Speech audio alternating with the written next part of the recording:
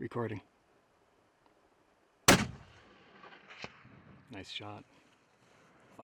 Man, I nailed him twice. It's going down.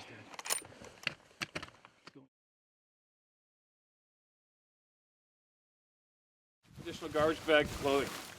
Let's see what we got here. Looks big, it's not that heavy. Now, I don't normally pump out clothing or products or try to sell stuff. This jacket I'm wearing and these pants for mid to late season hunts will never ever not accompany me ever again. These things probably saved my life a couple times. We woke up 17 miles from any possible pickup by air or boat, and we had about 2 feet of snow dump on us, caved in one of the tents, and this stuff unpacks up to nothing. Love this stuff. I mean absolutely nothing. It's a synthetic insulation. You unzip the legs. You can whip this on with your hiking boots on. So easy. Love them.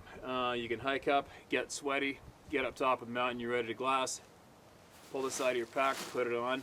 You're warm. That's all there is to it. You're not going to get cold. Unbelievable stuff.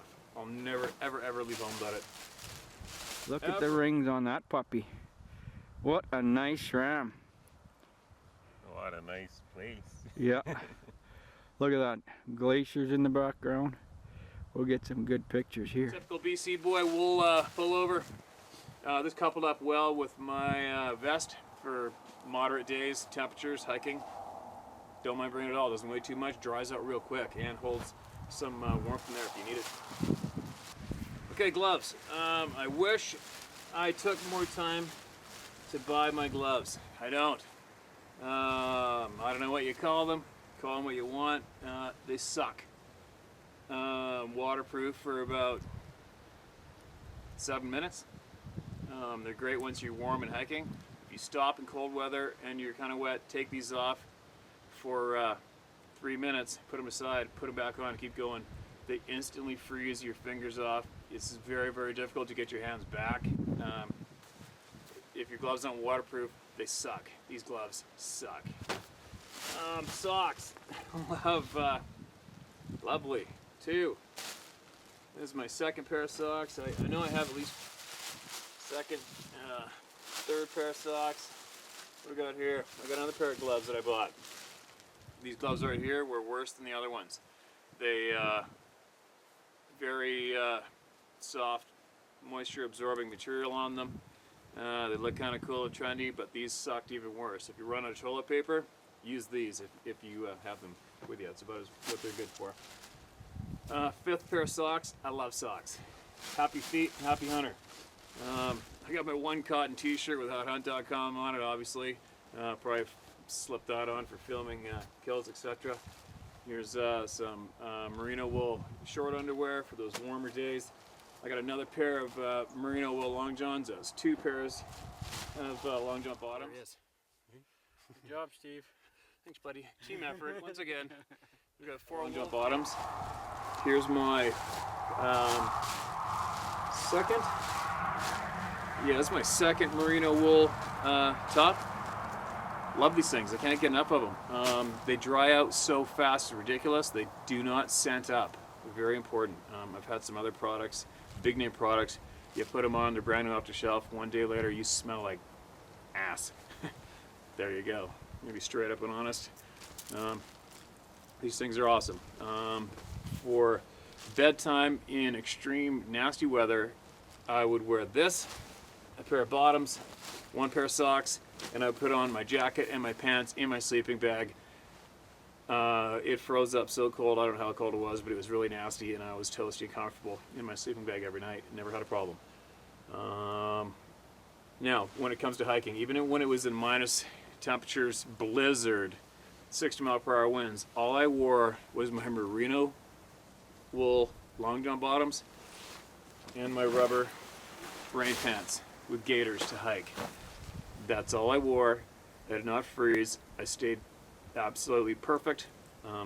If we had to stop hiking, a chance of getting cold, I could take those rubber pants off in 30 seconds, and again, I could zip these on over top of my long john bottoms, and I am absolutely toasty and comfortable no matter what the weather is doing and how cold it was. And if it was really raining, this stuff isn't waterproof. And I really put a big effort into keeping this stuff waterproof for obvious reasons. I want to wear it to bed too. So if I had to stand around, we're doing a break or see an animal or having a rest, I take these out, I put them on the top of my pack, I have them on in about 30 seconds, put the rain pants back on over top of them. Unbelievable combination, just beautiful. I got another pair of underlining pants here. I don't recall wearing these actually. I had them as an extra, a little heavier, thicker. I didn't wear them. So these could probably leave the backpack.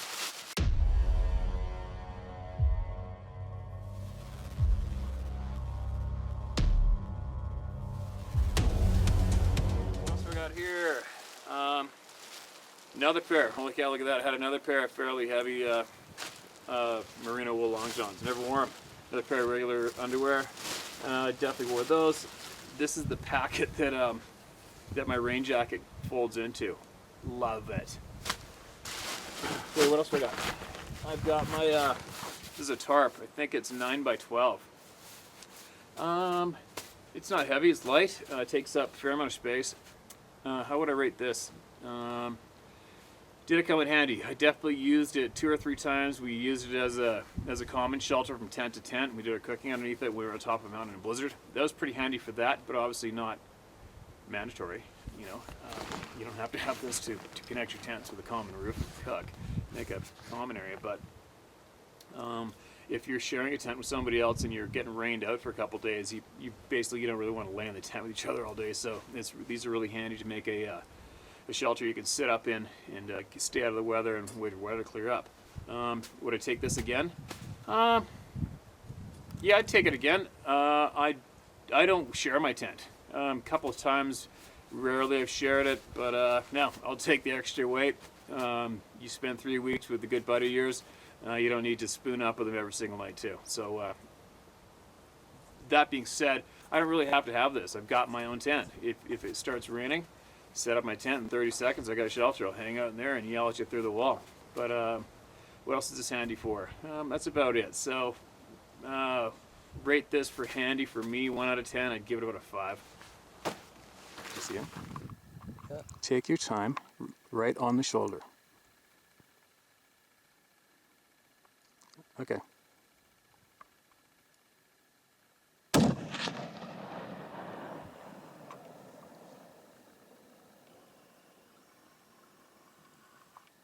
Jack went in. That's my last one. The other one's in the backpack. Guess what? You just got a big stone ram. What else do I got? Gaiters. Love them. These things can be used in a variety of ways for me with my clothing setup. Crossing some rivers that are maybe knee height and maybe 5 yards across, little guys. I will put my rain pants over top of my high top hiking boots, and then I'll put my gaiters on top of those. Oh no, wait a minute. I'll put my gaiters. Yeah, then I'll put my gaiters over top of my rain pants, and I motor through those mid-sized creeks and rivers, and I'm dry. It's just like putting on waders. Works really, really good that way.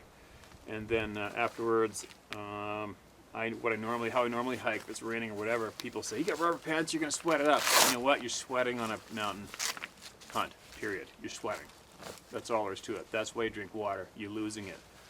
I don't care what anybody says. You're not staying dry in your gear hiking on a mountain hunt. It's not possible. You sweat. Every single pore in your body expels moisture. It's leaving your body. It's going in your clothing. So normally when all right, here we go.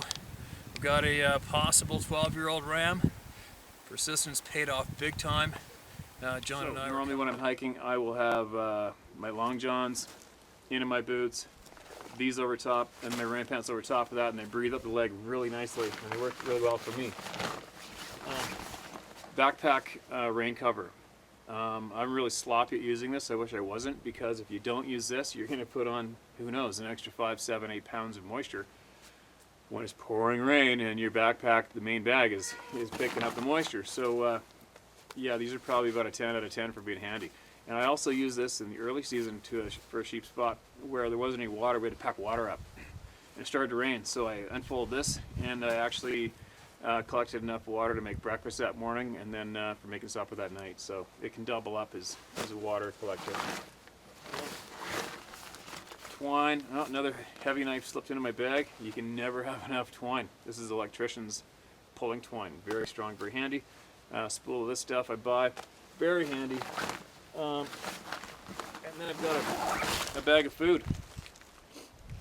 The meal's obviously going to be up to you. I typically do what everybody does, the freeze-dried oatmeal for breakfast, 2 packs for breakfast. I'll have one of these for dinner at night, and I'll have some jerky for lunch. And a handful of candies are really good to pick it up. Toothpaste is a must. You just you're going to feel like a bit of an animal on a hunt with your scent, and hygiene is bring your toothpaste and your toothbrush. What else do I got? Oh, lots of coffees. I'm a coffee drinker. Love it.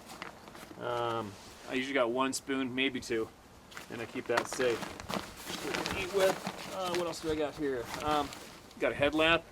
Saw earlier in my green kit there, I had a hanging little flashlight that can double up and tape onto the barrel of your gun if you're in a problem area. Very rare. Yeah, I got more twine, more coffee. Okay.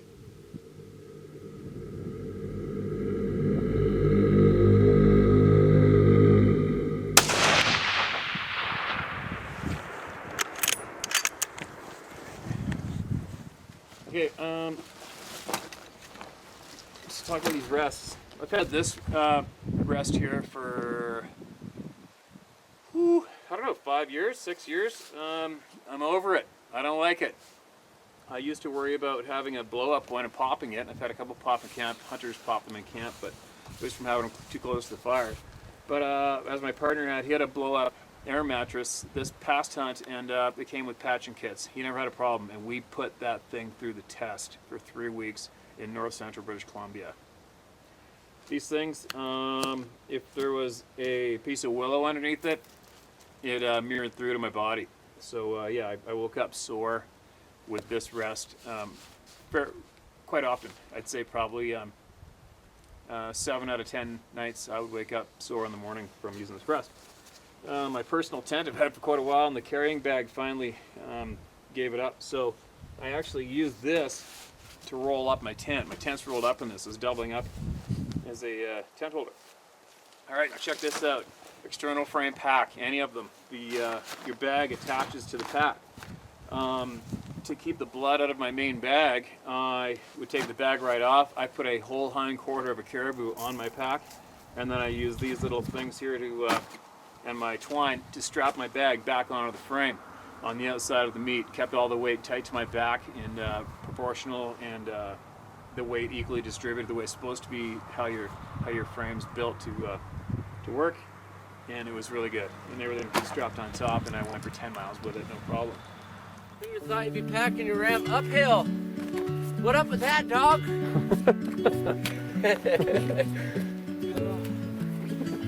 It's worth it. All right, so there you go. That's my gear list. That's everything. You've seen it all. What can I cut down on? A couple pairs of long under liner pants. I probably could have tossed that one hard knife out, and that's about it. This is what I've had for the last 3 weeks, and the most extreme, nasty hunting I've ever done. And I'm healthy, I'm safe, and I'm ready to go back at it day after tomorrow. So obviously I'm only going to go for 3 or 4 days at a time on this next hunt, picking up a partner at the airport. And about the only thing I'm going to change is I might cut down on the clothing a little bit, and I'll cut down on the food. Same water bottle, same equipment, same bullets. This outfit will never not go with me ever again. So there you go. That's my used list for a 3-week mountain hunt guiding and outhunt.com.